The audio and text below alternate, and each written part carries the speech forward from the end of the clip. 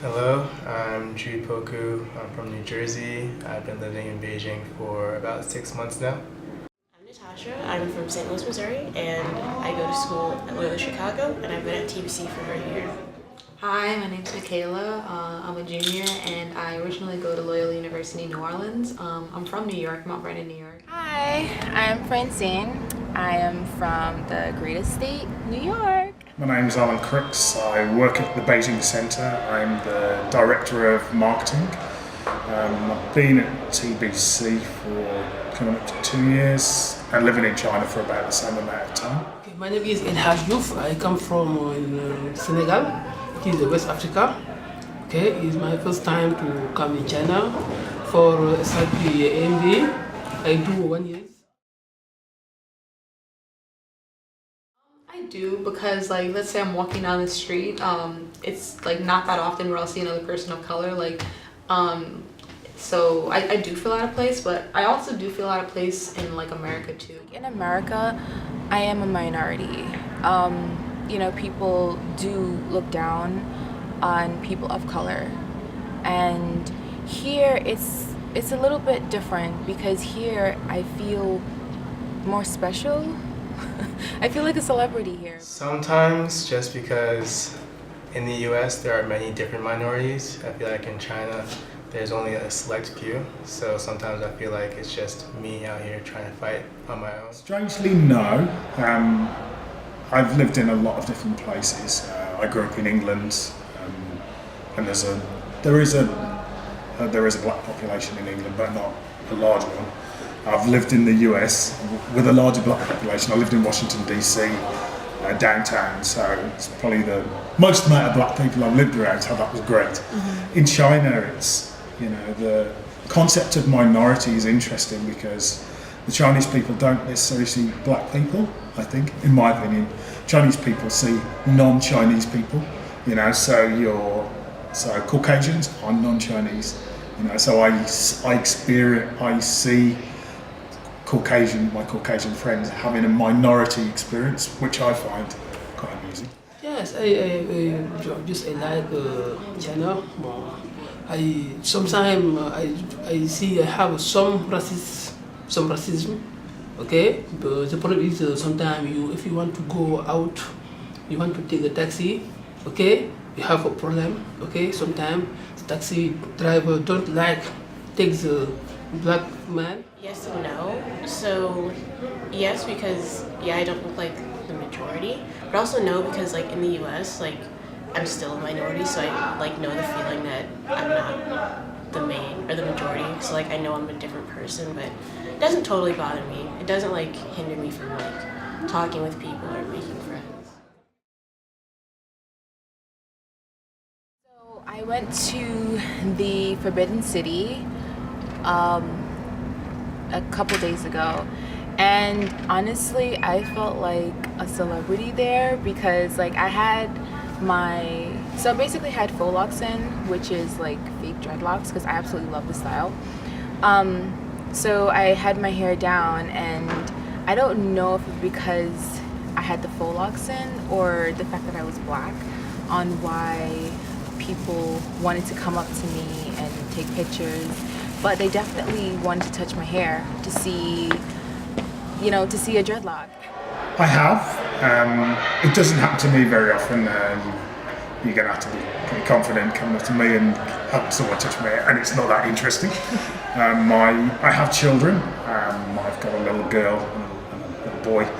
My daughter has people want to touch her hair all the time because it's super curly. Yes, on 2 occasions. The first one was when I was at a restaurant with a friend, and I was just looking around trying to figure out what I was going to order, and the lady that was going to take the order, she was looking at me for a while, and I was like, okay, why is she staring? But eventually she just reached out and she was just along one of the locks of my hair, and I laughed it off because it was really awkward and I didn't really know what else to do. No, honestly, no. Okay, many times. Yes. Last semester, I just shaved my hair 3 weeks ago, but last semester I had my hair and it was probably this large, but it was it would go down to here, and people people would just like be touching it all the time, and I'm like, no, please stop. A lot of attention from Chinese people who haven't seen black people before. Like when I went to Yunnan in southern China, there was a lot more staring.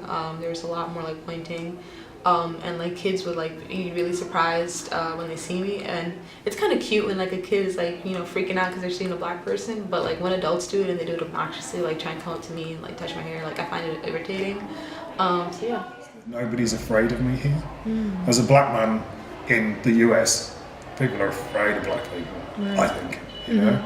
And black people are afraid of being hurt by people in authority, you know? So there's the whole thing about the police being, it's a danger. If you're a black person in America, there is danger for you, but also people think you're dangerous. So for example, I run regularly, but I never run with my hood up in the US or in the UK, because people might think I'm running away from something or towards something. In China, I run with my head up all the time because I don't want to get my head wet, you know, and it's not a problem. People don't react to me when I run past them. They don't, you know, get a shock or move out of the way because I don't loom large in their, in that visceral response that people have to something scary coming around them. So I just feel that's one of the things I like. Nobody's scared of me here, you know. At worst, the worst case scenario is that they find me interesting, you know. Whereas I feel like, again, in the US, in England, you know, there are times when people exhibit fearful responses. So going off of that, what has been your experience with authority figures or the police here? Again, being in China makes it all so different, you know. You're a foreigner, you're not black, you're a foreigner, and foreigners can't be hurt in China because that would reflect badly on the population as a whole. So.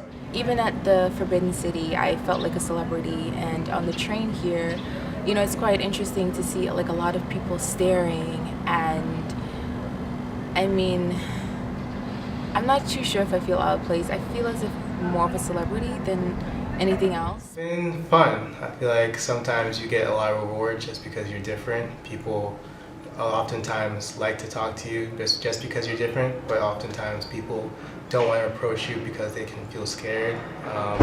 And so sometimes it is hard to connect to people. Also, as well as the Chinese mindset, often Chinese don't like to open themselves up, so it's just sometimes a lot harder to be yourself, you know. It's harder to express yourself and to connect to people in general. Black in China, I think China is limited for the black man. Okay. You have problem to have the relation between Chinese people. If you want, you have a small chance to get a friend of China to change for okay. So a lot of people will like think that I'm African, but obviously I'm not. I'm from the US, and I have no ties back to Africa, so I don't know. I feel it's kind of the same as like when I'm in the US. In Beijing, happens if you go to a famous spot, and it's mostly, and I understand that it's people who are from outside of Beijing. You know, there are a lot of internal Chinese tourists, and for people who are outside of, if you're a Beijinger, you see black people all the time. We're just not that interesting. But if you're from a tiny little village and you're coming to Beijing for the first time, and you go to the Forbidden City and you see a black person, you're like, oh my God, this is the best thing that's ever happened to me. Can I have a picture? And if people ask, I'm like, sure. But, you know, if they don't ask and they just kind of sidle up, then I'm like, I'd like not to like, I don't want a picture. Yes. How do you feel about that? I actually, so contrary to this interview, I actually hate taking pictures and videos of myself. So like, I just hate being on a camera, but I thought for this, it was worth it because I guess other people might be scared, other black people might be scared to come to China because they're like, oh, like maybe Chinese people like don't feel good towards black people, but they actually are very open and accepting to black people, so there's no need to be afraid. I definitely would rather prefer people taking my picture like with my permission, because then I could smile and they can be in the picture with me. Having my picture taken without permission, I wouldn't say it's irritating. I just feel as if it's more of like a cultural. It's like a cultural thing. Like, I've never seen something before, so let me just take a picture. I just see it in that way. To me, it's not necessarily annoying, because if I were in another culture and I'm just seeing it for the first time and I'm surrounded by like all these different people, of course I myself would be taking pictures. Yeah, have it. Or sometimes you go out, you go to take the subway, okay? This guy, take a picture. Sometimes you go to the airport. Well, last time I go to airport for meet my boss, okay? My boss come from another country in Korea. He passed in China. After he tell me, pass in airport, I see you sometime when you go. I go in the airport, some people, please take picture. Another people, don't please take the picture of without your permission. Yes, I have it. How do you feel about people taking your picture without your permission? No, I don't agree with this one, because it's not seriously, because you have a respect between and you, okay? Plenty. There have been a lot of times where I've seen somebody like sneakily try to take a picture of me, like they hold their camera up or something. Like if I'm on the subway and I'm standing, they'll like hold their camera up and like I can hear the shutter click, so they're not that sneaky. So people have definitely taken my picture without permission, which I don't like. But I really don't mind if somebody goes up to me and they just point at their camera and they're like, yeah, you know, like let's take a picture together or something. Like I don't mind doing that. Yeah, a lot, especially like on the train or when I go to really touristy places. People just try to sneak pictures, and at first I was bothered by it. At first I was really bothered by it because I didn't want random people having my photo. I don't know what they're gonna do with that. But now I just don't care, you know. I feel like I'm sort of a novelty, so if they're a new experience, if I'm a new experience for them, I'll allow them to enjoy that experience and try and grow from it. When kids give me attention, it's kind of cute, so I find it to be positive. But when adults do it and they're just like taking a quick glance and going about their way, I don't mind that either. But when they like stop and point me out like in a crowd, I just feel like kind of targeted, so I do find that annoying. Maybe something you have a positive, okay, it was better to a class.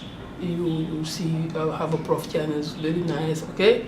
He explain you what do you feel in China, what about China, it's very nice. Something you go out, sometimes I am a Muslim, I go to the mosque.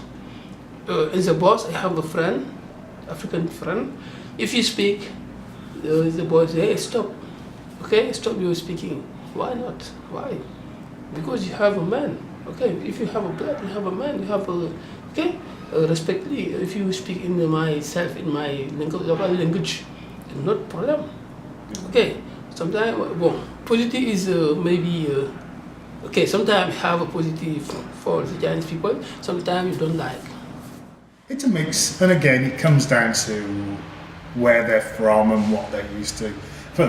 You know, for the most part, I've got enough Chinese that I can say, you know, in a language they can understand.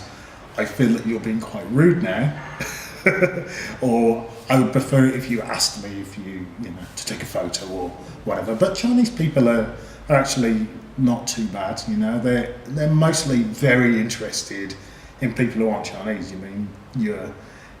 All aspects of being a black person in China. You know, curly hair, different coloured skin, your size, everything's so different to the billion people who they see every day that it's just an interesting thing. And my experience, is the same, but in reverse, just seeing the sea of people who look largely the same. Everyone's got black straight hair and everyone's about the same height. I find it fascinating if I see, sometimes you see a whole bunch of, say, police or guards all together, and they're all the same height, and I'm like, are they recruiting on the basis of height right now? because you just, how are you finding like 50 people who are all exactly the same? But when you've got 1 billion people to work from, actually, yeah, that's possible. And I'm the one that's got my camera out and go, how are you all the same height? So It's definitely different. At the Forbidden City, I feel as if it was older people who are more from the countryside, who are not used to city life. So them wanting to take a picture with me was definitely not annoying at all. Most of the time it's positive because I think they have good intentions. They're trying to understand different people. They're trying to grow.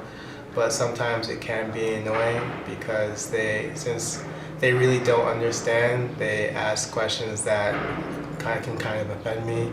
They ask questions that don't make me feel comfortable. But if they come with good intentions, I usually find it to be positive. And I'm trying to understand Chinese people as well, so it's a two-way street. I'd say it's sometimes annoying because I'm a person that likes to just not be the center of attention. So I like to just be over on the side, just not being all in the limelight. But most importantly, you should try and learn the language because if you don't have that avenue of communication, you'll never really be able to understand others.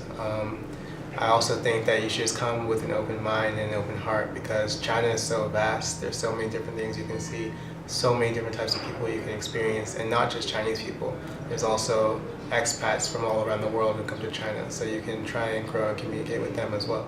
of course, be ready to kind of feel like a celebrity because people will think like you're someone famous, and it's like, no, I'm just a regular black person, no one famous. But just be open to like, okay, don't let them just, even if people ask, like, don't let them touch your hair or like touch you. But if like they ask you, can we take a picture together? Sure, but don't like let them take pictures of you alone because that's kind of weird. Also, I don't know, just be ready to like talk to people. Just know Chinese first. Be ready to talk to people and just tell them who you are and like why you came to China and like why you enjoy China. And that's really it. I've heard this same phrase before, and it's basically saying that Americans expect any place they go to, they always expect the other country to speak English. And I realize that's kind of true. And here, I don't expect anyone to speak English, and I'm ready to like translate something on my phone so I can show it to them. But yeah, just fully expect to immerse yourself in the culture, and don't believe that the same things that you have received in America are going to be the same things here. For example, the toilets. If you're used to Western toilets all your life, you're going to have to get used to Eastern toilets here. And just have an open attitude and an open mentality about the Chinese culture. Be prepared to be stared at, be prepared to be pointed out at, be prepared to have your hair touched. Try and get like the basic rudimentary Chinese skills, just so you can tell people like that you want something or you don't want something. I'd also tell them to download Pleco. It's a really handy app that translates English to Chinese and vice versa. And also utilize Google Translate a lot. you're going to love it. It's going to totally, well, firstly, definitely come. It's going to totally freak you out. You're going to have, moments where you're going to pinch yourself because every day walking down the street something crazy happens, but for everyone else it's totally normal, and you're the sometimes you're in a cinema and you're watching a movie and everybody bursts out laughing and you're the only person not laughing. You have that moment in China all the time, and it's great because then you go home and you look at your family and your friends and your countrymen through a totally different lens, and you realise that the world's so much bigger than your hometown. It's lovely being